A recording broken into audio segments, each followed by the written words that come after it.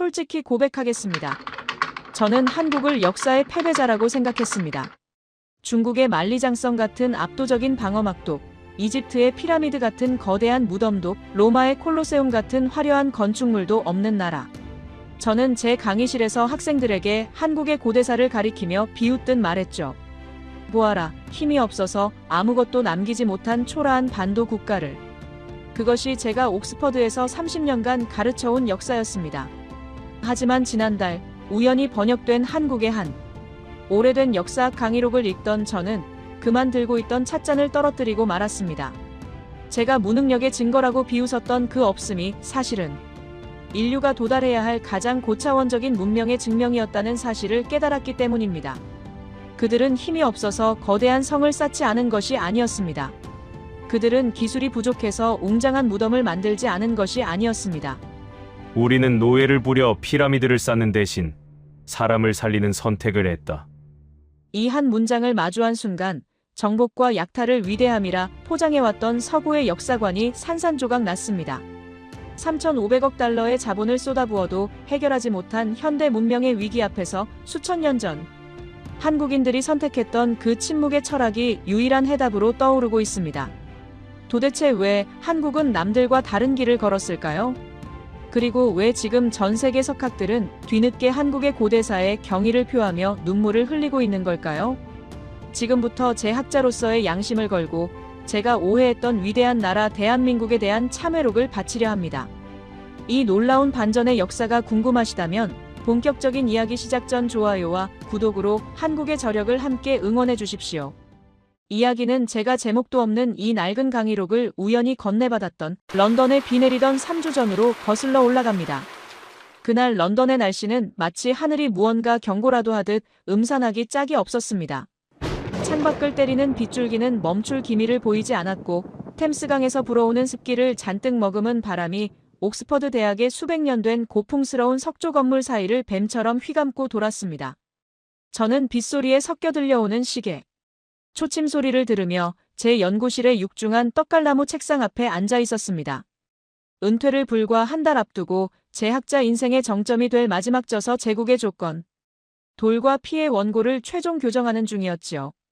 제 책상 위는 제가 평생을 바쳐 사랑해온 위대함의 증거들로 가득했습니다. 로마 제국의 영광을 보여주는 콜로세움의 정밀 도면, 이집트 쿠프왕의 피라미드 단면도, 그리고 달에서도 보인다는 중국 만리장성의 위성 사진들이 어지럽게 널려 있었습니다. 저는 그 사진들을 어루만지며 전율을 느끼곤 했습니다. 그것은 단순한 확신을 넘어선 신앙과도 같았습니다. 인류의 역사는 곧 정복의 역사이며 문명의 위대함은 자연을 거스르는 압도적인 크기로 증명된다. 제게 답은 명확했습니다. 수십만 명의 인간을 동원할 수 있는 강력한 중앙 집권적 공포, 그 공포를 통해 세워진 영원불멸의 돌덩어리들. 이것이 없으면 문명이 아니었습니다. 그것은 단지 야만적인 부족 사회의 연장에 불과하다고 저는 굳게 믿고 있었습니다. 그래서 저는 늘 옥스퍼드의 계단 강의실에서 수백 명의 학생을 내려다보며 목에 핏대를 세우고 외쳤습니다. 제군들, 역사는 승자의 기록이기도 하지만 무엇보다 생존한 건축물의 기록이다. 기억해라. 로마가 왜 위대한가? 2000년의 비바람을 견디고 콜로세움이 서 있기 때문이다. 이집트가 왜 신비로운가? 사막 한가운데 인간의 한계를 비웃는 거대한 돌산이 있기 때문이다. 문명이란 자연을 정복하고 그 위에 인간의 의지를 돌로 새기는 행위다. 그럴 때마다 학생들은 질문하곤 했습니다. 교수님, 그렇다면 아시아의 동쪽 끝, 한국은 어떻습니까? 그들은 반만 년의 역사가 있다고 주장하지 않습니까? 그럴 때마다 저는 코웃음을 치며 지휘봉으로 지도를 탁탁 두드렸습니다. 한국, 그 조용한 반도 국가 말인가? 그들을 보라. 그들에게 남은 것이 무엇인가? 기껏해야 산속에 숨겨진 무덤 몇 개와 썩어 문드러질 나무로 지은 집들 뿐이다. 그들은 거대한 성벽을 쌓을 기술도 수만 명의 노예를 부릴 권력도 없었다. 그것이 바로 그들이 세계사의 주역이 되지 못하고 주변국으로 남은 결정적인 증거다. 저는 그렇게 확신했습니다. 저의 이 논리는 지난 40년간 단 한 번도 반박당한 적이 없었으니까요. 그때였습니다. 똑똑. 무겁게 가라앉은 공기를 가르는 노크 소리와 함께 제 수석 조교였던 스미스가 연구실 문을 조심스럽게 열고 들어왔습니다. 그는 젖은 우산을 접으며 곤란한 표정으로 제 책상 위에 두툼한 황색 서류 뭉치 하나를 올려놓았습니다. 평소 자신감 넘치던 스미스답지 않게 주저하는 기색이 역력했습니다. 교수님, 방해해서 죄송합니다. 지난번에 지시하신 유라시아 고대사 비교 연구 보충 자료입니다. 그런데 그 중에 좀 특이한 번역본이 하나 섞여 있어서 가져왔습니다. 특이하다니? 자네가 내 기준을 모르는 것도 아닐 텐데. 그게 한국의 한 지방대학 역사학자가 대학원생들을 대상으로 한 비공개 강의 녹취록이라고 합니다. 출처도 불분명하고 번역도 거칠지만 내용이 꽤 도발적입니다. 저는 안경 너머로 그 서류 뭉치를 흘깃 쳐다보았습니다. 겉표지에는 아무런 제목도 없이 누군가 급하게 휘갈겨 쓴 렉처 노트 Y라는 글씨만 적혀 있었습니다. 저는 픽하고 헛웃음을 흘렸습니다. 도발적이라고? 한국의 역사학자가? 하, 스미스. 자네도 알다시피 그들은 늘 피해자의 역사만 강조하지 않나. 침략당해서 억울하다. 우리는 평화를 사랑했다. 그런 뻔한 변명들이 적혀 있겠지. 힘이 없어서 짓밟힌 것을 평화라고 포장하는 건 약자들의 전형적인 자기 합리화일 뿐이야. 나는 그런 패배주의적 감상에 낭비할 시간이 없네. 하지만 스미스는 물러서지 않았습니다. 하지만 교수님, 이 강의록은 좀 다릅니다. 변명을 하는 게 아니라 우리가 틀렸다고 말하고 있습니다. 서구의 문명관 자체가 근본적으로 잘못되었다고 주장하는데 읽다 보니 묘하게 부끄러움을 느끼게 합니다. 부끄러움? 제 미간이 찌푸려졌습니다. 대영 제국의 후예이자 옥스퍼드의 정통사학을 공부한 제 제자가 고작 이름도 없는 동양 학자의 강의록 따위에 부끄러움을 느끼다니요. 스미스의 눈빛은 흔들리고 있었고 그것은 제 자존심을 묘하게 긁었습니다. 저는 신경질적으로 손을 휘저었습니다. 알겠네. 거기 두고 나가보게. 자네가 그토록 추천하니 심심풀이로 읽어는 보지. 스미스가 나간 뒤 연구실에는 다시 정막이 흘렀습니다.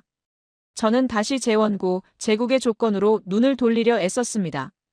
하지만 이상하게도 렉처 노트 Y라는 투박한 글씨가 자꾸만 제 시야 끝에 걸려 마치 저를 노려보는 듯 했습니다.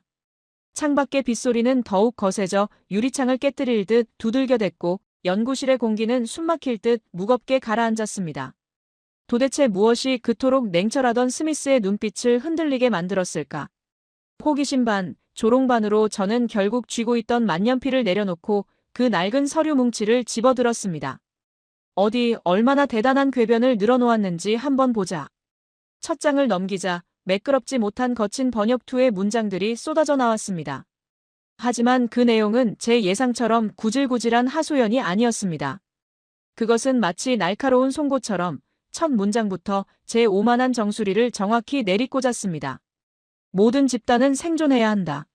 하지만 생존을 넘어 어떻게 살 것인가를 고민하는 순간 문명의 수준이 결정된다. 당신들은 묻는다. 왜 우리는 거대한 성을 쌓지 않았느냐고. 나는 답한다. 우리는 성을 쌓을 시간에 생명을 살리는 물길을 텄다. 저는 미간을 찌푸렸습니다. 성을 쌓는 대신 물길을 텄다? 그게 무슨 뚱딴지 같은 소리란 말인가. 성이 없으면 적에게 죽임을 당하고 노예가 될 뿐인데. 이것은 전형적인 패배자의 궤변이야. 저는 붉은 펜을 들어 문장 위에 가차없이 X자를 그으려 했습니다. 하지만 이어지는 다음 문단이 제 손을 허공에서 멈칫하게 만들었습니다. 당신들이 말하는 문명의 척도는 과시다. 권력자가 자신의 힘을 증명하기 위해 수만 명의 백성을 채찍질하여 만든 돌덩이들. 당신들은 피라미드를 보며 위대하다고 감탄하지만 우리는 그것을 보며 슬프다고 말한다. 그 거대한 돌틈 사이사이에는 이름 없이 죽어간 사람들의 피와 비명, 그리고 파괴된 자연의 눈물이 스며 있기 때문이다. 우리는 묻고 싶다. 백성을 죽여서 만든 위대함이 과연 진정한 위대함인가? 아니면 백성을 살리기 위해 위대함을 포기한 것이 진정한 용기인가? 가슴 한구석이 쿵 하고 내려앉는 느낌이었습니다. 평생을 로마 황제들의 권위에 매료되어 살았던 저였습니다. 콜로세움의 웅장함에 취해 그곳에서 사자가 기독교인을 물어뜯을 때 환호했던 로마 시민들의 광기는 시대적 상황이라며 애써 외면해왔던 저였습니다. 만리장성의 끝없는 길이에 감탄하며 그 성벽 아래 묻힌 수백만 노동자의 육골은 대업을 위한 불가피한 희생이라 치부했던 저였습니다. 그런데 이 이름 모를 한국의 교수는 정확히 그 지점을 파고들고 있었습니다. 우리가 위대함이라 칭송했던 것의 본질이 사실은 야만적인 폭력에 불과했다는 사실을. 감상적인 휴머니즘일 뿐이야. 학문적 가치는 없어. 저는 애써 마음을 다잡으며 입가에 냉소적인 웃음을 지어 보였습니다. 하지만 페이지를 넘기는 제 손끝은 미세하게 떨리고 있었습니다. 그 강의록은 단순히 도덕적인 설교를 늘어놓는 것이 아니었습니다. 제가 무시했던 감상을 넘어서 매우 냉철하고 분석적인 시각으로 왜 한반도라는 지형에서 거대 건축물이 불필요했는지, 그리고 그들이 왜 그런 선택을 할 수밖에 없었는지에 대한 지정학적, 인류학적 근거들을 소름 돋을 정도로 치밀하게 제시하기 시작했습니다. 한반도를 보라. 이곳은 천혜의 요새다. 삼면이 바다로 둘러싸여 있고 국토의 70%가 험준한 산이다. 굳이 인위적인 돌벽을 쌓지 않아도 자연이 우리를 지켜준다. 더욱이 우리는 사계절이 뚜렷하고 물이 맑다. 당신들이 찬양하는 이집트나 메소포타미아를 보라. 그 척박한 사막이나 건조한 초원지대에서는 생존을 위해 강제로 물을 끌어와야 했고 대규모 관계 시설을 만들기 위해 강력한 독재 권력이 필요했다. 하지만 우리는 다르다. 우리는 자연과 싸울 필요가 없었다. 우리는 자연에 기대어 살면 되었다. 제 머릿속에 번개가 치는 듯 했습니다. 수력사회, 하이드로릭 소사이어티 이론. 1950년대 비트 포겔이 주장했던 물을 다스리는 자가 권력을 쥔다는 그 이론을 이 교수는 정면으로 뒤집고 있었습니다.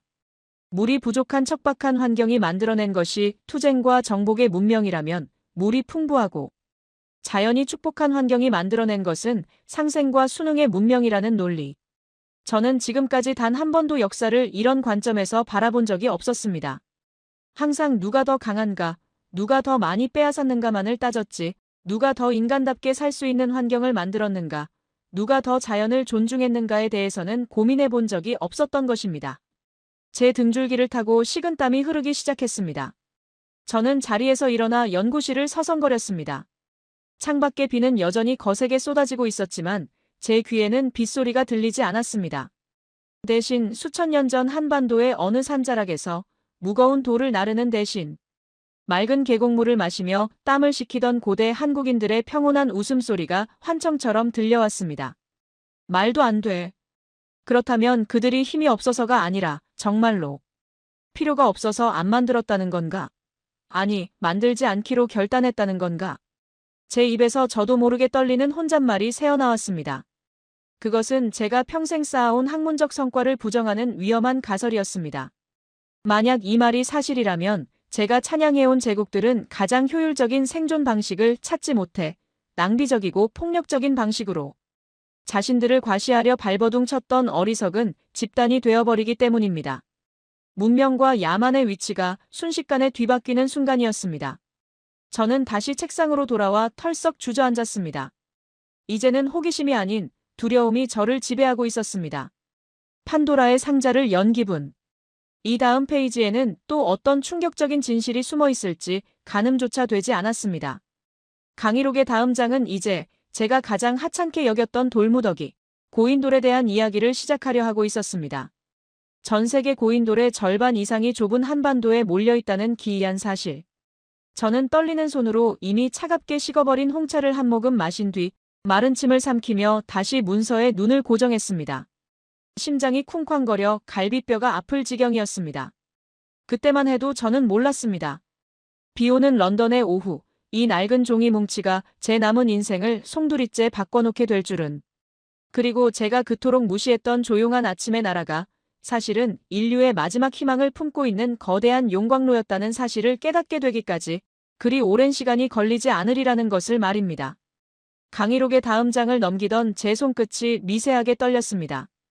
그 페이지의 한가운데에는 흑백 사진 한 장이 박혀 있었습니다. 수천 년의 비바람에 깎이고 이끼가 낀 언뜻 보기에는 그저 투박한 바위. 덩어리 두 개 위에 또 다른 거대한 바위 하나가 얹혀 있는 형상. 바로 고인돌이었습니다. 솔직히 고백하건대 저는 그 사진을 보자마자 입꼬리를 비틀며 습관적인 비웃음을 흘렸습니다.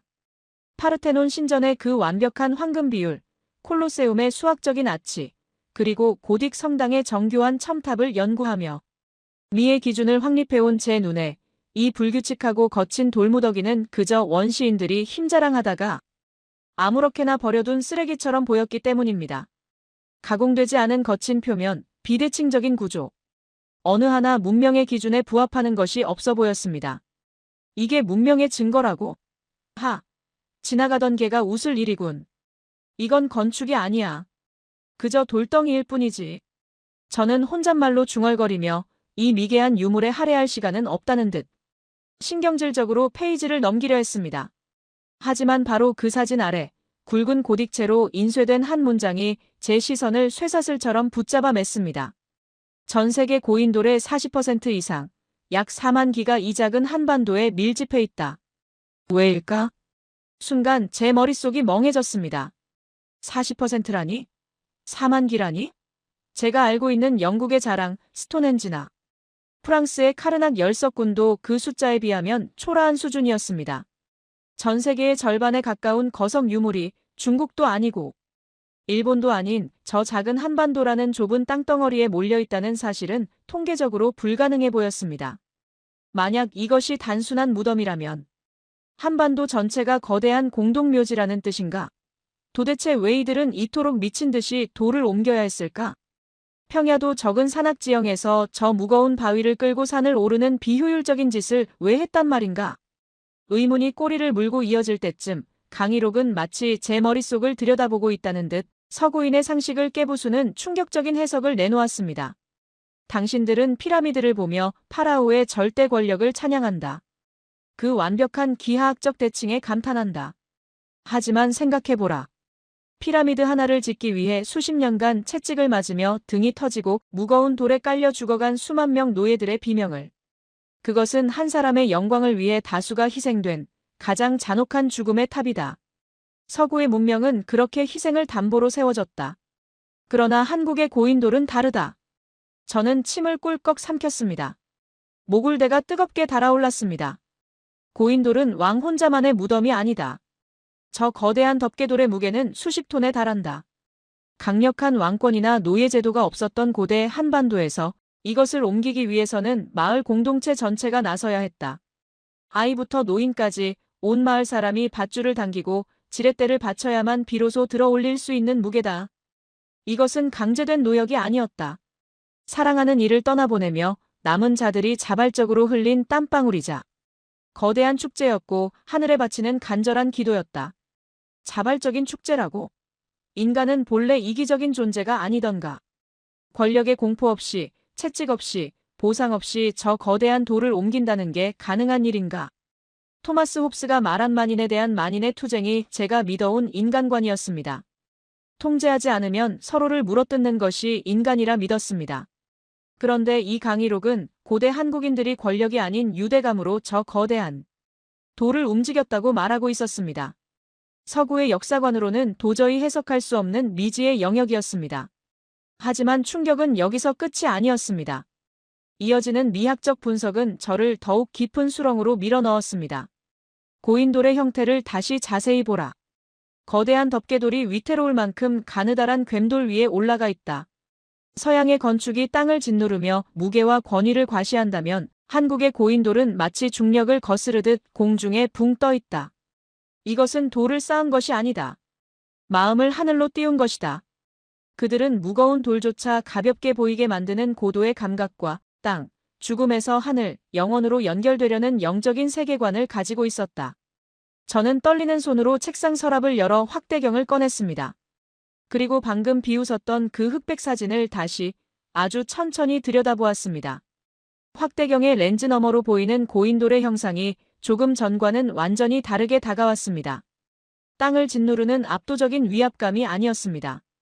수십 톤의 바위가 마치 깃털처럼 혹은 구름처럼 가볍게 얹혀있는 기묘한 균형 및 밸런스. 그것은 단순한 기술 부족이 아니었습니다. 무거움을 가벼움으로 승화시키려는 의도된 예술이자 자연의 선을 거스르지 않으려는 고도의 철학이었습니다. 내가 완전히 틀렸던 건가? 제 등 뒤로 서늘한 식은땀이 한 줄기 흘러내렸습니다. 저는 그동안 세련됨의 기준을 오직 매끄러운 가공과 좌우 대칭에만 두었습니다. 하지만 이 투박한 자연석 속에 숨겨진 인위적인 가공을 최소화하면서도 자연과 어우러지려는 그들의 의지를 읽어내는 순간 제 연구실 벽에 걸려있는 로마의 콜로세움 사진이 갑자기 낯설고 흉측하게 느껴졌습니다. 맹수를 풀어 사람을 죽이고 환호했던 그 화려한 원형 경기장이 고작 죽은 이를 하늘로 보내기 위해 온 마을이 힘을 모았던 저 투박한 고인돌보다 과연 더 문명적이라고 말할 수 있는가? 제 안에 무언가가 와르르 무너져 내리는 소리가 들렸습니다. 그것은 제가 평생 쌓아온 오만의 탑이 붕괴하는 소리였습니다. 강희록은 제가 정신을 차릴 틈도 주지 않고 더 깊은 곳으로 저를 끌고 들어갔습니다. 바로 비파형 동검에 대한 이야기였습니다. 우리 민족의 검을 보라. 중국이나 서양의 검은 직선적이고 날카롭다. 끝이 뾰족하여 찌르고 배기에 최적화된 오직 살상을 위한 효율성의 도구다. 하지만 우리의 비파형 동검은 다르다. 그 모양이 악기인 비파를 닮았다 하여 붙여진 이름이다. 검의 날은 부드러운 곡선을 그리고 무게 중심은 날 끝이 아닌 몸통에 있다. 이것으로 사람을 찌르기는 어렵다. 그렇다. 이것은 단순한 무기가 아니다. 하늘의 제사를 지내고 부족의 안녕을 기원하며 생명을 지키기 위한 의례의 도구다.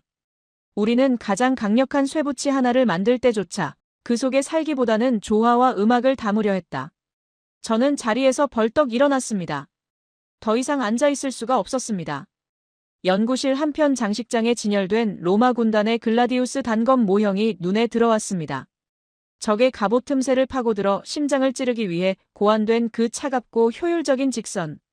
그동안 저는 그것을 로마의 규율이자 질서라고 찬양했습니다. 하지만 한국의 동검 이야기를 읽고 난 지금 그 직선이 섬뜩한 사리로 느껴져 소름이 돋았습니다.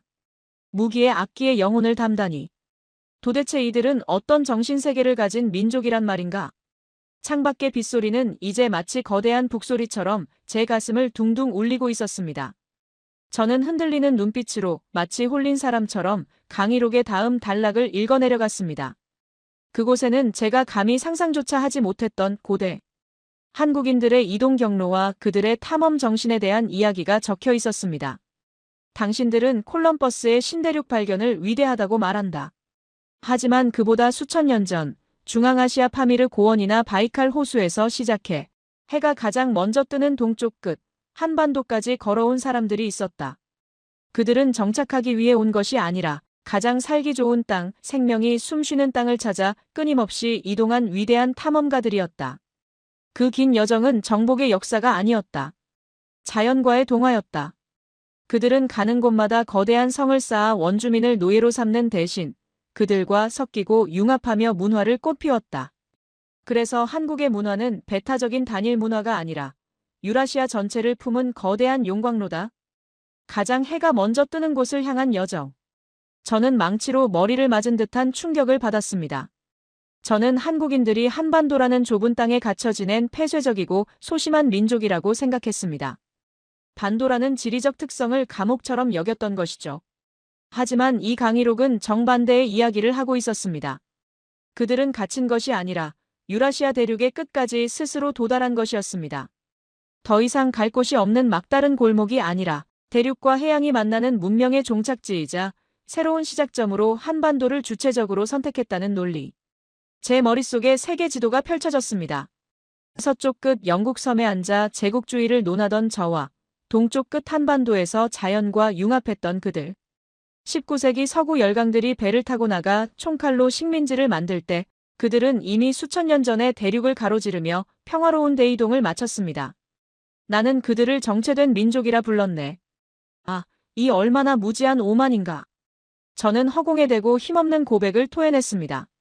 스미스가 왜 이 원고를 읽으며 부끄러움을 느꼈다고 했는지 이제야 뼈저리게 이해가 되었습니다. 우리는 그들의 침묵을 무능으로 해석했고 그들의 평화를 나약함으로 오해했습니다. 하지만 진짜 강한 자는 굳이 힘을 과시할 필요가 없는 법입니다. 그들은 자신들의 힘을 돌을 싸는데 낭비하지 않고 내면을 단단하게 만드는 데 썼던 것입니다. 그 내공의 깊이를 돌덩어리의 크기만 잴 줄 아는 제가 어찌 가늠이나 했겠습니까? 갑자기 목이 타들어갔습니다. 입안이 바싹 말랐습니다. 저는 떨리는 손으로 물을 따르려다 그만 찻잔을 쳐서 책상 위에 엎지르고 말았습니다. 아차! 검붉은 홍차가 책상 위에 펼쳐져 있던 이집트 피라미드 단면도 위로 쏟아졌습니다. 잉크가 번지며 웅장했던 피라미드의 그림이 흉하게 일그러지고 녹아내렸습니다. 저는 황급히 닦아내려다 멈칫했습니다. 젖어서 흐물거리는 피라미드의 모습이 마치 지금 무너져 내리고 있는 제 신념처럼 보였기 때문입니다. 그리고 그 옆에 물 한 방울 묻지 않은 채 고고하게 놓여있는 강의록 속 고인돌 사진이 저를 빤히 응시하고 있었습니다. 마치 이렇게 말하는 듯 했습니다. 보아라. 너희의 위대함은 물 한 잔에도 무너지지만 우리의 침묵은 영원하다. 하지만 이 강의록은 저를 단순히 부끄럽게 만드는 것에서 끝내지 않았습니다. 이제 막 서론이 끝났을 뿐이라는 듯 더 거대하고 본질적인 질문, 인류가 직면한 가장 큰 위기인 환경과 생존에 대한 이야기로 넘어가고 있었습니다. 우리는 왜 산업혁명을 먼저 일으키지 않았을까? 서구보다 지능이 낮아서? 능력이 없어서? 아니다. 우리는 자연을 정복하고 극복해야 할 대상이 아닌 경외하고 공존해야 할 대상으로 보았기 때문이다. 이 선택이 19세기 양육강식의 시대에는 우리를 가난하게 만들고 식민지로 전락시켰을지 모른다. 하지만 오늘날 지구가 병들어 신음하고 기후재앙이 닥쳐오는 이 절체절명의 시대에 과거 우리 조상들의 그 오래된 선택은 인류를 구원할 유일한 대안이 될 것이다. 저는 침을 삼키며 젖은 손을 옷자락에 대충 문질러 닦고는 강의록의 다음 장을 넘겼습니다. 손끝이 베일 듯 날카로운 종이의 감촉이 생생하게 느껴졌습니다. 이제 저는 단순한 독자가 아니었습니다. 잃어버린 인류의 기억, 그 구원의 열쇠를 되찾으려는 절박한 탐험가가 되어 있었습니다. 과연 그들은 자연과 어떻게 공존했단 말인가? 그 구체적인 증거가 무엇이란 말인가? 밤은 깊어가고 옥스퍼드의 시계탑이 자정을 알리는 종을 무겁게 울렸지만 저는 그 자리에서 꼼짝도 할 수 없었습니다. 제 눈앞에는 이제 단순한 글자가 아닌 고대 한국인들이 남긴 거대한 정신의 지도가 칠흑 같은 어둠을 뚫고 찬란하게 펼쳐지고 있었으니까요. 새벽 2시 옥스퍼드의 밤은 깊어만 같지만 제 영혼은 그 어느 때보다 밝고 고통스럽게 깨어 있었습니다. 타닥타닥 타던 벽난로의 장작은 이미 사그라들었고 연구실 안에는 싸늘한 냉기만이 감돌았습니다. 하지만 저는 추위를 느낄 겨를이 없었습니다. 제 책상 위에는 이제 로마의 화려한 제국지도 대신 낯선 한반도의 물길 지도가 마음속에 거대하게 그려지고 있었기 때문입니다. 강의록은 이제 인류 문명의 가장 근원적인 조건, 물에 대한 이야기로 넘어가고 있었습니다. 역사학자로서 저는 평생 강을 정복의 대상으로만 가르쳤습니다. 이집트의 나일강, 중국의 황허강, 메소포타미아의 티그리스강. 이 거대한 강들은 인간에게 생명을 주지만 동시에 범람이라는 공포를 안겨주는 존재였습니다. 그래서 인간은 살기 위해 강과 싸워야 했습니다. 거대한 제방을 쌓고 물길을 억지로 비틀기 위해 수만 명을 강제로 동원하는 강력한 독재자가 필요했죠. 서구학계에서는 이를 칼 비트포겔의 이론을 빌려 수력사회 하이드로릭 소사이어티라 부르며 이것이 곧 국가와 문명 발생의 필연적 조건이라 믿어 의심치 않았습니다. 물을 지배하는 자가 세상을 지배한다. 그것이 제 지론이었습니다. 하지만 이 낡은 강의록 속의 한국은 그 필연적인 법칙마저 비웃고 있었습니다. 당신들의 문명은 강을 막고 물을 가두어 인간에게 복종시키는 투쟁에서 시작되었다. 하지만 우리를 보라. 우리는 강을 막지 않았다. 한반도의 강물은 맑고 사계절 내내 마르지 않으며 산세에 따라 굽이쳐 흐른다. 우리는 강가에 거대한 댐을 쌓아 자연의 흐름을 끊는 대신 그저 물가에 조용히 털을 잡고 그 물을 마셨다. 서구인들이 석회질이 섞인 탁한 물 때문에 병들지 않기 위해 와인과 맥주를 만들어 마셔야 했을 때 우리 조상들은 산속 계곡에 흐르는 물을 두 손으로 떠서 바로 마셨다. 물은 우리에게 정복하거나 정화해야 할 대상이 아니라 그 자체로 생명을 나누어주는 자애로운 어미였다. 계곡물을 그냥 손으로 떠서 마신다? 저는 런던의 뿌연 템스강을 떠올렸습니다. 산업혁명 시절 인간의 오물과 공장의 폐수로 뒤범벅되어 죽음의 강이라 불렸던 그곳. 악취가 너무 심해 국회 문을 닫아야 했던 1858년의 대악취 사건. 우리는 물을 더럽히고 다시 그 물을 마시기 위해 막대한 기술과 돈을 쏟아부어 정수장을 지어야 했습니다. 그것을 우리는 기술의 진보라 불렀습니다. 하지만 그들은 애초에 더럽히지 않는 삶을 선택했던 것입니다.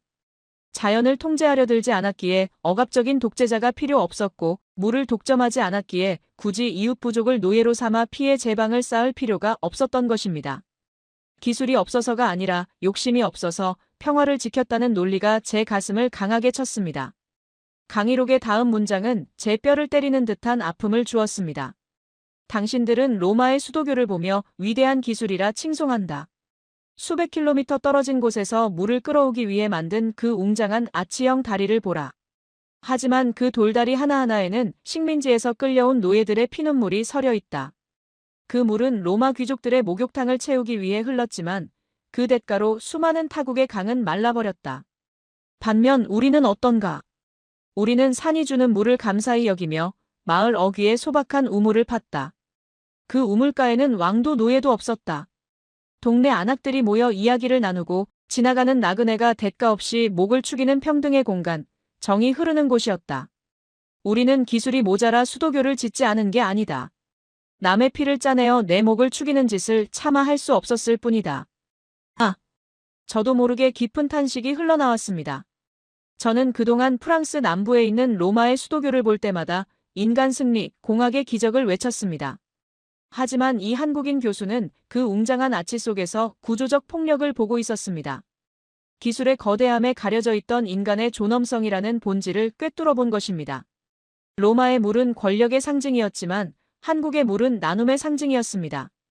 페이지를 넘기자 주제는 자연스럽게 사람, 그리고 인류 역사의 가장 어두운 그림자인 노예에 대한 이야기로 이어졌습니다. 이것은 제가 가장 마주하기 두려워했던 주제였습니다. 대영 제국의 역사 역시 노예 무역을 빼놓고는 설명할 수 없으니까요. 서구 문명과 중국 문명을 지탱한 두 개의 거대한 기둥은 전쟁과 노예다. 민주주의의 발상지라는 아테네. 시민 한 명의 자유를 위해 노예 4명이 희생되었다. 강인한 스파르타. 그들은 노예 계급이 농사를 지어주지 않으면 굶어 죽는 기생적인 전사들이었다. 로마 시민들의 그 우아한 토론과 예술은 은광에서 납 중독으로 죽어가는 노예들의 노동 위에서만 가능했다. 하지만 우리 역사를 보라. 우리에게도 신분은 있었고 노비도 있었다. 하지만 우리는 단 한 번도 거대한 피라미드를 짓거나 옆 나라를 침략하기 위한 군수 물자를 만들기 위해 대규모로 인간을 사냥하거나 짐승처럼 부린 적이 없다. 우리의 성곽은 백성들이 자신들의 가족을 지키기 위해 돌 하나하나를 직접 나르며 쌓은 자발적인 생존의 벽이지 왕의 허영심을 위해 채찍을 맞으며 쌓은 통곡의 벽이 아니다. 제 눈가가 뜨거워졌습니다. 시야가 흐려졌습니다. 저는 제 책상 한 구석에 놓인 제가 10년 전에 썼던 논문 제국의 노동력, 효율적인 노예 관리 시스템과 경제적 효과를 바라보았습니다. 저는 그 논문에서 노예제를 당대 경제의 합리적 선택이자 필요악이라고 옹호했었습니다. 인간을 숫자로, 부품으로, 에너지원으로만 바라보았던 과거의 제 자신이 끔찍하게 혐오스러웠습니다. 강의록은 마치 제 뺨을 때리듯 한국인들만의 독특하고도 신비로운 공동체 의식에 대해 설명했습니다. 우리는 나보다 우리를 먼저 말한다. 내 집, 내 돈이 아니라 우리 집, 우리 엄마, 심지어 우리나라라고 부른다. 옆집 숟가락 개수까지 알 정도로 이웃을 식구처럼 여겼다. 당신들은 이것을 프라이버시가 없는 전근대적인 문화라 비웃겠지만 천만의 말씀이다. 이것은 수천 년간의 외세 침략과 보릿고개라는 극한의 위기 속에서도 나만 살겠다고 도망치지 않고 함께 뭉쳐 생존해낸 위대한 연대의 유전자다. 우리는 노예를 부리는 대신 이웃의 바쁜 일을 내 일처럼 돕는 품앗이를 택했다. 노동을 화폐로 사지 않고 마음으로 교환하는 것. 착취가 아닌 협력. 그것이 한국이 중국이라는 거대 제국 옆에서 5,000년을 버텨온 생존의 비밀이다. 품앗이. 착취가 아닌 협력. 저는 이 낯선 단어를 입안에서 굴려보았습니다. 자본주의의 심장인 런던에서 평생을 경쟁하며 살아온 저에게 때가 없이 노동력을 교환한다는 개념은 충격 그 자체였습니다. 이익을 위해 타인을 짓밟는 것이 아니라 타인이 잘 되어야 나도 잘 된다는 이타적인 생존 전략. 이것은 단순한 도덕 교과서의 말이 아니었습니다. 수천 년의 역사를 통해 증명된 가장 고도화된 사회 시스템이었습니다. 문득 몇 년 전 뉴스에서 보았던 한국의 한 기이한 장면이 떠올랐습니다. 서해안의 거대한 기름 유출 사고가 터졌을 때였습니다. 검은 기름띠가 바다를 뒤덮자 한국 정부가 시키지도 않았는데 수백만 명의 평범한 시민들이 하얀 방제복을 입고 헌 옷가지를 들고 바닷가로 몰려갔습니다. 그리고 쪼그리고 앉아 차가운 바닷바람을 맞으며 바위 하나하나, 자갈 하나하나에 묻은 기름을 손으로 닦아내고 있었습니다. 당시 저는 CNN 방송을 보며 동료 교수에게 이렇게 말했었습니다. 저들은 미쳤군. 국가가 보상을 해주는 것도 아닌데 왜 저러는가? 저건 기업이 할 일이지 시민이 할 일이 아니야. 하지만 이제야 알 것 같았습니다. 그들에게 국토는 단순한 부동산이나 자원이 아니었습니다. 그들에게 그 바다는 우리가 함께 사는 집의 앞마당이었던 것입니다. 고대부터 내려온 그 우리의 정신, 품앗이의 DNA가 21세기의 최첨단 재난 현장에서도 본능적으로 발현되고 있었던 것입니다. 우리는 틀렸다. 우리는 완전히 틀렸어. 저는 두 손으로 얼굴을 감싸 쥐었습니다. 서구의 개인주의와 합리주의가 인류 발전의 정점이라고 믿었던 신념이 산산이 부서졌습니다. 우리는 그들을 집단주의라고 폄하했지만 사실 그들은 우리보다 훨씬 더 높은 차원의 사회적 지능을 가지고 있었던 것입니다. 강의록의 마지막 챕터는 이제 홍익인간이라는 발음하기조차 힘든 낯선 단어를 소개하고 있었습니다. 우리의 건국 신화를 보라. 이것이 우리의 정체성이다. 그리스 로마 신화의 제우스는 어떤가? 그는 인간을 겁탈하고 질투하고 번개를 던져 벌을 내리는 공포의 대상이다. 인간은 신의 노여움을 사지 않기 위해 벌벌 떤다. 하지만 우리의 시조 환웅은 다르다. 그는 하늘의 편안함을 버리고 인간 세상이 그리워 스스로 내려왔다. 왜? 군림하기 위해서가 아니다. 널리 인간을 이롭게 하기 위해서. 이것이 우리의 시작이다. 우리는 태생부터 정복자가 아닌 봉사자였고 지배자가 아닌 구도자였다. 우리는 칼로 세상을 얻으려 하지 않고 선으로 세상을 구하려 했다. 순간 제 책상 위에 겹겹이 쌓여있던 원고 뭉치, 제가 평생을 바쳐 쓴 제국의 조건이 한 줌의 쓰레기처럼 보였습니다. 피와 칼, 그리고 복종으로 얼룩진 제국의 역사를 위대함이라 포장했던 제 글자들이 역겨워 견딜 수가 없었습니다. 찍! 정적을 찢는 날카로운 소리가 연구실을 갈랐습니다. 저는 떨리는 손으로 원고의 맨 첫 장, 위대한 로마의 유산이라고 적힌 페이지를 찢어버렸습니다. 종이가 찢겨나가는 소리와 함께 제 가슴을 짓누르던 무거운 돌덩이도 함께 부서져 내리는 듯 했습니다. 찢어진 종이 조각이 바닥으로 팔랑거리며 떨어졌습니다. 그 모습이 마치 항복을 선언하는 백기처럼 보였습니다. 인간을 이롭게 한다. 널리 모두를. 저는 이 문구를 주문처럼 몇 번이고 되뇌었습니다. 3,500억 달러를 투자해 화성에 식민지를 건설하겠다는 일론 머스크의 야망보다 수천 년 전 한반도의 산골짜기에서 쑥과 마늘을 먹으며 모두를 이롭게 하겠다고 맹세했던 그 고대인들의 소박한 꿈이 훨씬 더 거대하고 숭고해 보였습니다. 병든 지구를 버리고 화성으로 도망칠 궁리를 하는 현대 문명과 척박한 땅에서 서로를 보듬으며 지상 낙원을 만들려 했던 그들의 문명. 과연 누가 진정한 승자일까요? 그때 창밖에서 새벽빛이 희미하게 밝아오기 시작했습니다. 밤새 퍼붓던 비는 어느새 그쳐 있었고 젖은 옥스퍼드의 교정 위로 구름 사이를 뚫고 한 줄기 햇살이 비추고 있었습니다. 마치 제 마음속 어둠이 걷히는 것처럼. 하지만 강의록은 아직 끝나지 않았습니다. 이제 과거의 이야기를 넘어 이 놀라운 정신이 어떻게 현대의 한국을 만들었고 왜 지금 전 세계가 그들에게 주목해야 하는지에 대한 미래의 예언이 남아 있었습니다. 저는 찢어진 원고를 휴지통에 쳐박고 마치 성경을 읽는 사제의 경건한 마음으로 강의록의 다음 장, 그 위대한 예언을 펼쳐들었습니다. 창밖으로 런던의 아침 해가 완전히 떠올랐습니다. 밤새 옥스퍼드의 첨탑들을 때리던 빗줄기는 거짓말처럼 그쳤고 젖은 보도블록 위로 투명한 햇살이 부서져 내리고 있었습니다. 저는 꼬박밤을 새웠지만 피로감은커녕 마치 강력한 카페인을 혈관에 직접 주입한 듯 심장이 거세게 뛰고 있었습니다. 제 손에 들린 강의록은 이제 클라이맥스를 향해 달려가고 있었습니다. 그곳에는 고대사의 신비를 넘어 현대 한국이 이룩한 기적에 대한 통찰, 아니 섬뜩하리만큼 정확한 예언이 적혀 있었기 때문입니다. 강의록의 소제목은 이렇게 적혀 있었습니다. 돌의 시대가 가고 파동의 시대가 온다. 그리고 그 파동의 주인은 한국이다. 저는 마른 침을 삼켰습니다. 돌의 시대가 가고 파동의 시대가 온다? 이것이 무슨 뜻일까? 서구 문명은 돌을 쌓아 올린 견고함의 역사였습니다. 변하지 않는 것, 단단한 것, 소유하는 것. 하지만 이 강의록은 그 시대가 끝나가고 있다고 선언하고 있었습니다. 저는 홀린 듯이 다음 문장을 읽어내려갔습니다. 당신들은 한국의 경제 성장을 한강의 기적이라 부른다. 전쟁으로 국토가 잿더미가 된 나라가 불과 반세기 만에 세계 10대 경제대국으로 솟아오른 것을 보고 그저 독하게 일해서 얻은 우연이라고 치부한다. 하지만 세상에 우연은 없다. 그것은 5천년간 축적된 위기 극복의 DNA가 현대의 기술을 만나 폭발한 필연적 결과다. 강의록은 한국인의 그 유명한 기질, 제가 평소 경박하고 여유가 없다고 비웃었던 빨리빨리 문화에 대해 전혀 새로운, 충격적인 해석을 내놓았습니다. 서구인들은 한국인의 빨리빨리를 조급증이라 비웃는다. 우아하게 차를 마시는 여유가 없다고, 삶을 즐길 줄 모른다고 폄하한다. 하지만 디지털 시대를 보라. 정보가 빛의 속도로 지구를 7바퀴 반 도는 21세기에 느긋함은 더 이상 미덕이 아니라 도태다. 한국인의 빨리빨리는 단순한 서두름이 아니다.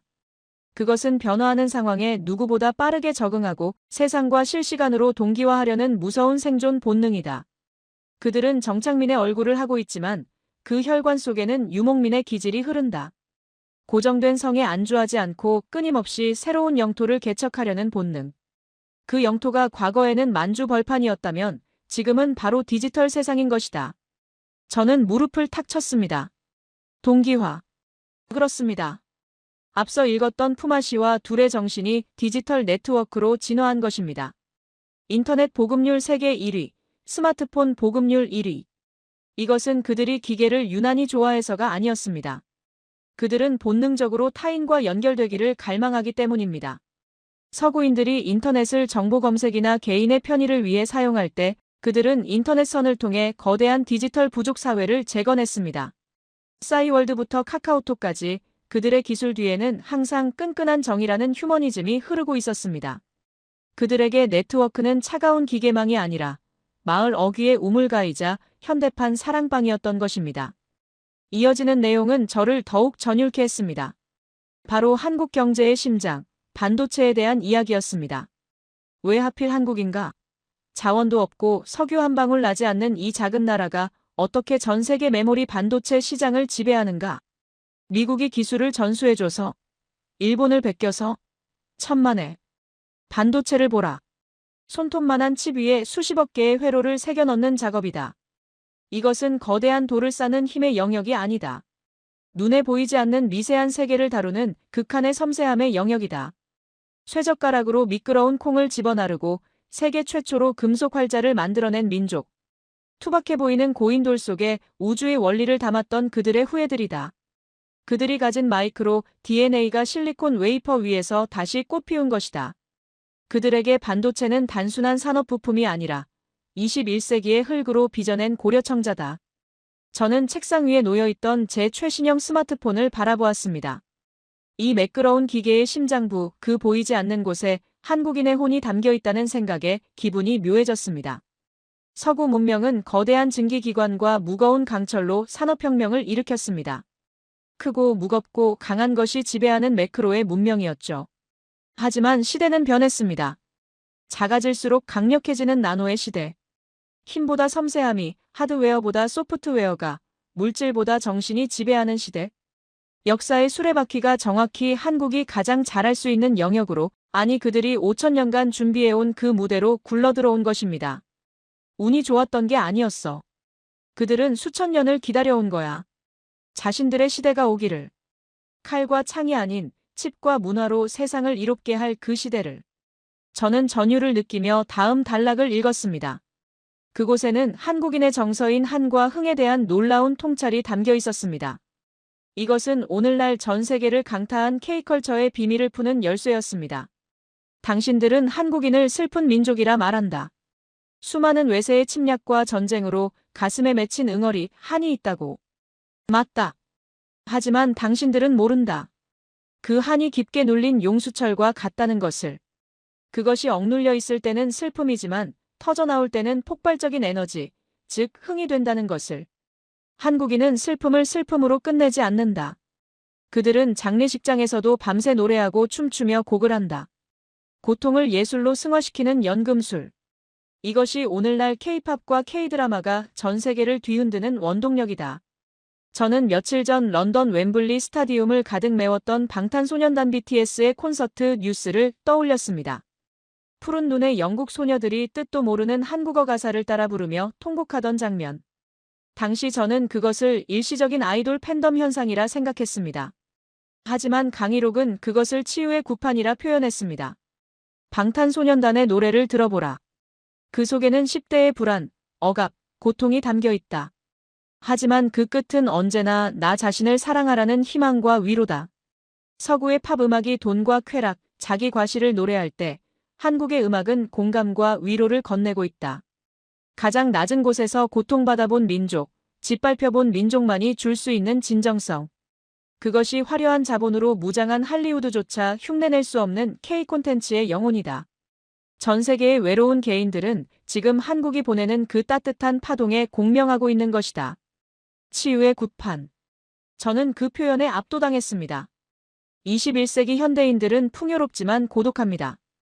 AI가 나오고 화성 여행을 꿈꾸지만 정작 옆집 사람과는 대화조차 하지 않습니다. 그런 메마른 서구 문명의 가슴에 한국 문화는 잊고 있었던 정과 연대의 불씨를 지핀 것입니다.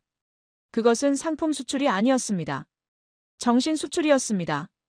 강희록의 마지막 페이지, 그 결론 부분에 이르렀을 때 저는 거의 울고 싶은 심정이 되었습니다. 그것은 단순한 역사적 해석을 넘어 벼랑 끝에 선 인류를 향한 간곡한 호소문이자 예언서처럼 느껴졌습니다. 이제 인류는 선택해야 한다. 계속해서 더 높이 성을 쌓고 더 많이 소유하고 남의 것을 빼앗고 자연을 파괴하는 돌의 문명을 고집할 것인가? 아니면 낮게 흐르고 가진 것을 나누고 자연과 하나 되는 물의 문명으로 전환할 것인가? 3,500억 달러의 자본으로도 기후위기를 막을 수 없고 최첨단 AI가 나와도 인간의 근원적 외로움은 치유되지 않는다. 해답은 미래가 아닌 과거에 있다. 5,000년 전 한반도의 조상들이 선택했던 그 오래된 길. 홍익인간의 정신. 널리 인간을 이롭게 하라. 이것만이 멸망을 향해 폭주하는 인류라는 열차를 멈추게 할 유일한 브레이크다. 저는 원고를 덮었습니다. 종이의 마지막 장이 덮이는 소리가 마치 거대한 법정의 판결봉 소리처럼 제 귓가에 울렸습니다. 그리고 오랫동안 눈을 감고 있었습니다. 창밖에서 들려오는 아침 새소리가 그 어느 때보다 청명하게 들렸습니다. 제 머릿속에서 거대한 패러다임의 전환이 일어났습니다.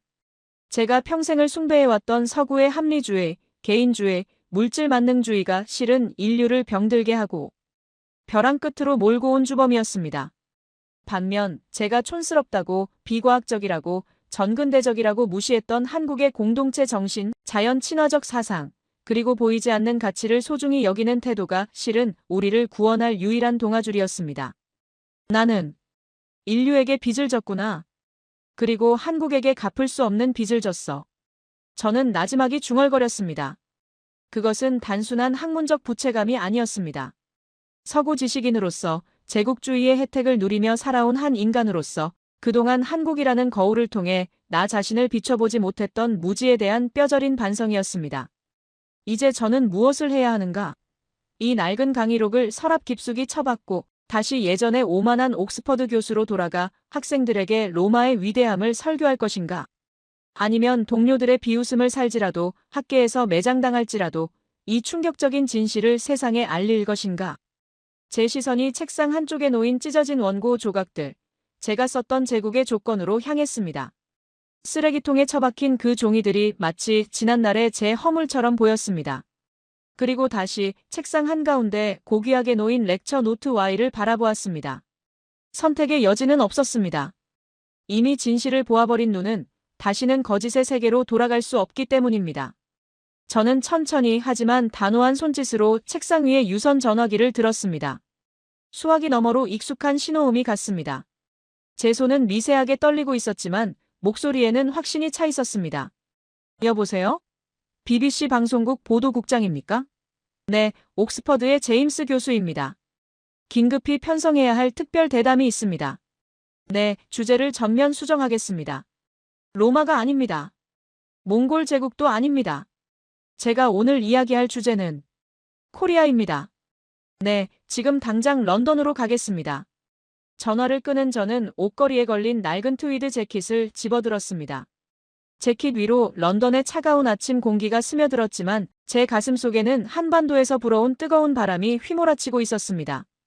저는 서류 가방에 그 소중한 강의록을 구겨지지 않게 조심스럽게 챙겨 넣으며 연구실 문을 나섰습니다. 수십 년간 저를 가두었던 상아탑을 걸어나가는 제 발걸음은 그 어느 때보다 가볍고 경쾌했습니다. 이제 세상 사람들에게 말해줄 차례입니다. 당신들이 알고 있는 작은 나라 한국이 실은 얼마나 거대한 정신을 품은 거인인지, 그리고 우리가 살기 위해 왜 지금 당장 그들에게 고개를 숙이고 배워야만 하는지. BBC 방송국의 메인 스튜디오 공기는 평소와 달랐습니다. 아니, 얼어붙어 있다는 표현이 더 정확할 것입니다. 영국에서 가장 날카로운 독설가로 유명한 앵커 스미스 씨는 초조한 듯 넥타이를 매만지고 있었고, 베테랑 프로듀서조차 식은땀을 흘리며 모니터를 주시하고 있었습니다. 생방송 시작 불과 10분 전, 제가 제작진에게 폭탄 선언을 했기 때문입니다. 오늘 예정되어 있던 로마 제국의 위대함과 멸망이라는 학술적인 주제를 전면 폐기하고 인류의 새로운 생존 모델 코리아라는 영국인들에게는 변방의 작은 나라로만 알려진 주제를 이야기하겠다고 통보했기 때문입니다. 스튜디오를 가득 메운 수십 대의 카메라 렌즈들이 마치 저격수의 총구처럼 일제히 저를 겨누는 가운데 웅장한 오프닝 시그널 음악이 흐르고 붉은 온에어 램프에 불이 들어왔습니다. 방송이 시작되었습니다. 오늘 모신 분은 옥스퍼드 대학의 종신 석좌 교수이자 지난 40년간 서구 역사학계를 이끌어온 거목 제임스 교수님입니다. 교수님, 오늘 전 세계 30억 시청자들에게 아주 도발적이고도 위험한 제안을 하겠다고 하셨습니다.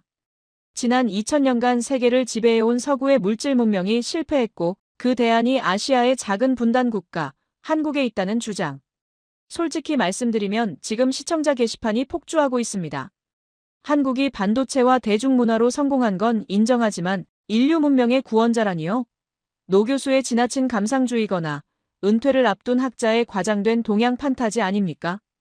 앵커의 질문은 예리했고 그 밑바닥에는 서구지성인 특유의 오만함과 조소가 짙게 깔려 있었습니다. 화면 너머 시청자들의 비웃음 소리가 들리는 듯 했습니다. 하지만 제 마음은 폭풍우가 몰아치기 직전의 바다처럼 고요했습니다.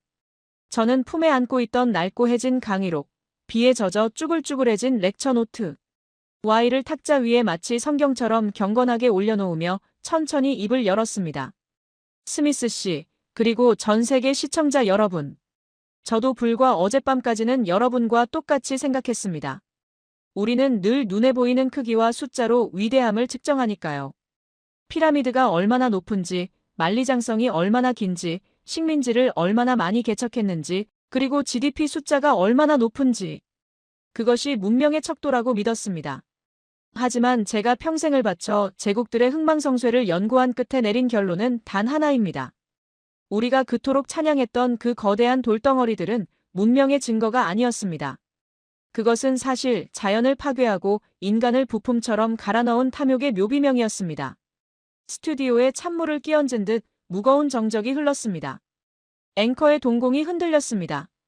저는 카메라 렌즈를 똑바로 응시하며 제 영혼을 뒤흔들었던 강의록 속의 핵심 철학을 토해내기 시작했습니다. 인간의 삶과 문명에는 세 가지 단계가 있습니다. 첫째는 생존, 서바이벌입니다. 굶어 죽지 않고 사는 것이죠. 둘째는 생활, 리빙입니다. 더 편하고 더 풍요롭게 사는 것입니다. 서구 문명은 여기에 모든 것을 걸었습니다. 산업혁명으로 물질을 정복하고 기계를 발명해 편리함을 얻었죠. 우리는 이것이 역사의 끝이라고 진보의 정점이라고 자만했습니다. 하지만 인간은 짐승과 다릅니다. 우리에겐 마지막 세 번째 단계, 가치, 밸류와 선함, 굿니스를 추구해야 할 본능이 있습니다. 바로 어떻게 살 것인가에 대한 답입니다. 저는 잠시 숨을 고르고 목소리에 힘을 주어 말을 이었습니다. 우리는 지금 생활의 풍요 속에 빠져 정작 생존 자체를 위협받고 있습니다. 3,500억 달러를 들여 탄소 포집 장치를 만들고 화성에 식민지를 짓겠다고 하지만 정작 지구는 불타고 있고 빙하는 녹아내리며 런던과 뉴욕의 거리에는 우울증 환자가 넘쳐납니다. 옆집에 누가 사는지도 모르면서 우주를 정복하겠다는 것이 얼마나 모순입니까? 우리가 가치를 버렸기 때문입니다.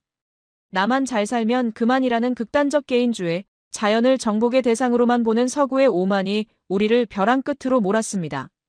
우리는 길을 잃었습니다. 그렇다면 교수님, 한국이 그 잊어버린 길을 알고 있다는 겁니까? 그 작은 나라가요? 앵커가 믿을 수 없다는 듯 다급하게 물었습니다. 그렇습니다. 한국을 보십시오. 그들은 5천년 전부터 전혀 다른 선택을 했습니다. 그들은 힘이 없어서 침묵한 것이 아닙니다. 그들은 비문명, 논시빌리제이션이 아니라 초문명, 메타시빌리베이션을 선택한 것입니다. 저는 떨리는 손을 들어 동쪽을 가리켰습니다. 제 손끝이 가리키는 곳에 한반도가 있다는 듯이. 그들은 자연을 정복해 거대한 댐을 쌓는 대신 자연에 순응하며 물길을 텄습니다. 이것은 지금 우리가 뒤늦게 깨닫고 부르짖는 생태 문명, 에코시빌리제이션과 정확히 일치합니다. 그들은 이웃을 노예로 삼아 피라미드를 쌓는 대신 푸마시와 두레라는 제도로 서로의 노동을 나누었습니다. 이것은 지금 우리가 그토록 찾는 공유경제와 복지사회의 완벽한 원형입니다. 무엇보다 그들은 나라를 세울 때 영토 확장이 아닌 홍익인간널리 인간을 이롭게 한다이라는 인류 역사상 가장 고귀하고 이타적인 이념을 건국 이념으로 삼았습니다. 로마, 몽골, 대영제국, 전 세계 어떤 제국이 건국 신화의 정복과 약탈이 아닌 복지와 봉사를 새겨 넣었습니까? 오직 한국뿐입니다. 스튜디오 안의 공기가 바뀌고 있었습니다. 비웃음과 의심은 사라지고 그 자리에 무거운 침묵과 경이로움, 그리고 알 수 없는 전율이 채워지고 있었습니다. 스태프들도 하던 일을 멈추고 저를 응시했습니다. 역사학은 죽은 과거를 파먹는 학문이 아닙니다. 역사학은 미래학입니다. 우리는 미래를 예측하기 위해 역사를 배웁니다. 제가 한국의 역사에 주목하는 이유가 바로 이것입니다. 한국의 고대사는 단순히 지나간 과거가 아닙니다. AI 시대와 기후위기 시대를 살아가는 인류가 반드시 참고해야 할 이미 수천 년 전에 검증을 마친 오래된 미래의 교과서이기 때문입니다. 그들은 기술이 인간을 지배하지 않고 인간이 기술을 통해 서로를 이롭게 하는 세상을 이미 경험해본 민족입니다. AI에게 윤리를 가르치려면 우리는 플라톤이 아니라 홍익인간을 입력해야 합니다. 앵커가 떨리는 목소리로 다시 물었습니다. 하지만 교수님, 정작 현대 한국인들은 스스로를 헬조선이라 부르며 고통스러워합니다. 경쟁은 지옥 같고 삶은 팍팍하다고 아우성입니다. 그런 그들이 어떻게 인류의 모델이 될 수 있습니까? 그들은 불행하지 않습니까? 바로 그 고통이 증거입니다. 그 치열함이 그들이 살아있다는 증거입니다. 제가 탁자를 내리치며 소리쳤습니다. 여러분, 보십시오. 그 좁은 땅, 자원 하나 없는 척박한 환경, 그리고 수천 년간 이어진 외세의 끊임없는 침략. 보통의 민족이라면 벌써 멸망했거나 뿔뿔이 흩어져 역사 속으로 사라졌을 겁니다. 하지만 그들은 살아남았습니다. 아니, 단순히 생존한 게 아니라 그 고통을 한으로 사귀고 다시 흥과 역동성으로 승화시켜 폭발시켰습니다. IMF 국가부도 사태 때 장롱 속의 아이. 돌반지를 꺼내 나라를 구하겠다고 줄을 섰던 그들을 기억하십니까? 서해안 기름 유출. 사고 때 전 국민이 헌옷을 들고 달려가 바위에 기름을 맨손으로 닦았던 그들을 보십시오. 그것은 차가운 자본주의 논리로는 도저히 설명할 수 없는 그들 피 속에 흐르는 공동체의 DNA입니다. 그들은 위기 앞에서 나를 지우고 우리가 되는 기적을 보여줍니다. 제 목소리는 이제 논리적 설득을 넘어 영혼의 호소에 가까워지고 있었습니다. 전 세계의 젊은이들이 왜 BTS의 노래에 눈물을 흘리고 한국 드라마에 열광할까요? 단순히 잘생기고 춤을 잘 춰서가 아닙니다. 서구의 차가운 물질 문명에서는 느낄 수 없었던 사람. 냄새와 뜨거운 연결의 파동을 본능적으로 감지했기 때문입니다. 그들은 무의식적으로 알고 있는 겁니다. 한국의 문화 속에는 상처받은 나를 위로하고 파편화된 우리를 하나로 묶어주는 치유의 힘이 있다는 것을. 스톤의 시대는 끝났습니다. 이제 마음과 마음이 연결되는 파동, 웨이브의 시대가 왔습니다. 그리고 그 파동의 진원지는 바로 대한민국입니다. 저는 마지막으로 카메라 정면을 응시했습니다. 렌즈 너머, 지구 반대편에서 이 방송을 보고 있을 한국인들의 눈을 마주한다는 심정으로 깊이 고개를 숙이며 떨리는 목소리로 말했습니다. 한국인 여러분, 제 말이 들리십니까? 당신들은 스스로를 작다고 여기고 때로는 자신의 나라를 비하하기도 합니다. 선진국을 부러워하며 자신들의 방식을 촌스럽다고 버리려 합니다. 하지만 부디 제발 고개를 드십시오. 당신들이 겪어온 그 모진 고난의 역사는 인류를 구원할 백신을 만들기 위한 가장 처절하고 위대한 임상 실험이었습니다. 당신들은 고통 속에서 단련된 다이아몬드입니다. 당신들은 당신들이 생각하는 것보다 훨씬 더 위대합니다. 당신들은 인류가 물질에 취해 잃어버린 사람다움의 기억을 간직한 지구상의 마지막 타임캡슐입니다. 세계는 지금 당신들의 기술인 반도체뿐만 아니라 당신들의 정신, 스피릿을 간절히 원하고 있습니다. 당신들의 홍익인간 정신이야말로 AI가 인간을 대체하려는 이 야만의 시대에 인간의 존엄을 지킬 유일한 방패입니다. 부디 당신들의 그 아름다운 정신을 버리지 말아 주십시오. 그것이 우리 모두가 살 길입니다. 방송이 끝나는 큐 사인이 떨어졌습니다. 스튜디오의 붉은 불이 꺼졌지만 아무도 움직이지 않았습니다. 앵커도 카메라 감독도 조명 스태프들도 멍하니 저를 바라보고 있었습니다.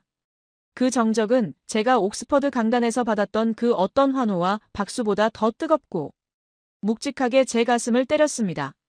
잠시 후 누군가 작게 박수를 치기 시작했고 곧 스튜디오 전체가 기립박수로 가득 찼습니다.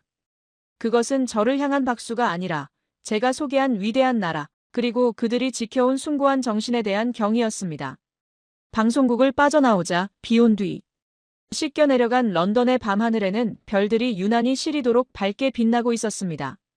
차가운 템스강의 밤 공기가 뺨을 스쳤지만 제 가슴 속에는 한반도에서 불어온 훈풍이 여전히 뜨겁게 휘몰아치고 있었습니다. 마치 그들의 5000년 역사가 제 혈관 속을 흐르는 것만 같았습니다.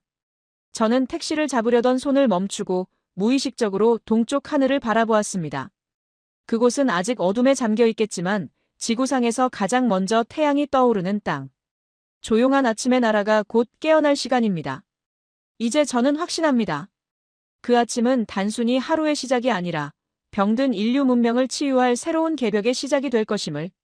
그리고 그 새벽을 여는 열쇠를 쥔 사람들은 자신들이 얼마나 눈부신 보석을 품고 있는지도 모른 채 겸손하게 하루를 시작하는 바로 당신들이라는 것을. 역사는 미래를 비추는 거울이라네. 그리고 그 거울 속에 당신들의 얼굴이 가장 밝게 빛나고 있네. 부디 그 빛을 끄지 말아주게. 저는 런던의 밤바람 속에 그 말을 기도처럼 속삭이며 처음으로 제국주의의 학자가 아닌 진정한 지구인으로서의 자유를 느꼈습니다. 제 학자로서의 양심을 건 이 참회록이 부디 바다 건너 당신들의 가슴에 가 닿기를 바라며 떨리는 손으로 펜을 놓습니다.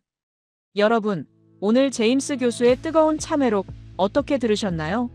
저는 이 원고를 준비하고 낭독하는 내내 가슴 한구석이 묵직해지고 때로는 눈시울이 붉어지는 것을 참을 수 없었습니다. 우리는 그동안 우리 스스로를 너무 과소평가해왔는지도 모릅니다. 땅덩어리가 작아서 자원이 없어서 강대국 사이에 끼어서 우리는 늘 우리가 가진 없음을 탓하며 살아왔습니다. 하지만 오늘 제임스 교수의 눈을 통해 우리는 비로소 깨달았습니다. 우리가 가진 그 없음은 결핍이 아니라 평화를 위한 위대한 비움이었다는 사실을 말입니다. 오늘 이 영상을 보신 여러분은 이제 3가지를 확신하셔도 좋습니다. 첫째, 우리의 역사는 침략당한 순환의 역사가 아니라 인류 최고의 가치인 홍익인간을 지켜낸 승리의 역사라는 것. 둘째, 반도체와 K-팝의 기적은 우연이 아니라 5000년간 축적된 우리의 흥과 공동체 DNA가 폭발한 필연이라는 것. 그리고 마지막으로 바로 여러분 한 분 한 분이 병든 지구를 구원할 위대한 문화의 주인공이라는 사실입니다. 오늘 이 이야기가 여러분의 심장을 조금이라도 뛰게 했다면, 그리고 우리 대한민국의 저력이 자랑스러우시다면 지금 바로 좋아요를 눌러 우리의 자부심을 세상에 널리 알려주세요. 앞으로도 매일 잃어버린 우리의 위대함을 찾아 떠나는 이 벅찬 여정에 함께하고 싶으시다면 구독과 알림 설정도 부탁드립니다. 여러분의 클릭 한 번이 더 많은 세계인이 이 진실을 알게 하는 가장 큰 힘이 됩니다. 마지막으로 오늘 영상을 보고 느끼신 점을 댓글로 남겨주세요. 거창한 말이 아니어도 좋습니다. 우리나라 역사가 이렇게 위대하다니 한국인으로서 정말 자랑스럽습니다. 또는 3,500억 달러보다 홍익인간 정신이 더 값지다는 말 평생 기억하겠습니다. 이처럼 여러분이 남겨주시는 짧은 한마디가 저희 제작진에게는, 그리고 이 영상을 보게 될 또 다른 한국인들에게는 무엇보다 큰 감동과 울림이 됩니다. 오늘도 긴 영상 끝까지 함께 해주셔서 진심으로 감사합니다. 저는 내일 더 가슴 벅차고 뜨거운 사연으로 다시 찾아오겠습니다. 고맙습니다.